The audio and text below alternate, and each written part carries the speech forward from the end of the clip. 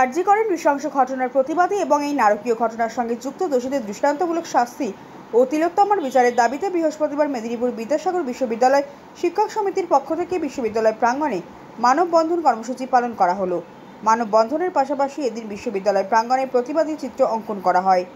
এই কর্মসূচিতে বিশ্ববিদ্যালয়ের শিক্ষক শিক্ষিকা ছাড়াও অংশ নেন ছাত্রছাত্রীরা।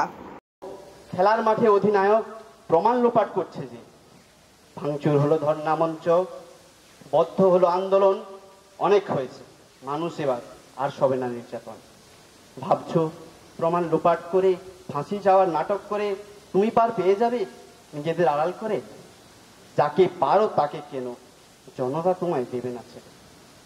আন্দোলনে লাঠি চালাও, জেলে ভরো যত পারো। তোমার আমার একটাই স্বর, ফাইট ফর আরজি কর, ফাইট ফর আরজি কর, ফাইট ফর আরজি কর। মা বোনেরা দিচ্ছে ডাক, তোমার রক্ত হবে না কো ব্যর্থ, তিলোত্তমার রক্ত হবে না কো ব্যর্থ, হবে না কো শব্দ, প্রতিবাদের শব্দ হবে না কো শব্দ।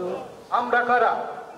আমরা বিদ্যালয়ে, স্কুল কলেজে ছাত্ররা, শিক্ষকরা সবাই আমরা। তিলোত্তমা যাচ্ছে কারা, বলছে কারা, শুনছে কারা? আমরা সবাই, আমরা সবাই, আমরা সবাই। উই ওয়ান্ট বিশ্ব দিচ্ছে না প্রতিবাদের শব্দ, প্রতিবাদের শব্দ। এরপর আমরা আমাদের কর্মসূচির যেটি শেষ প্রোগ্রাম, সেই প্রতিবাদের ভাষা আমরা প্রতিটি কোণায় পৌঁছে দিতে চাই। প্রতিবাদের ভাষা আরো উচ্চারিত হোক, আরো জোরে, আরো জোরে এবং আরো জোরে।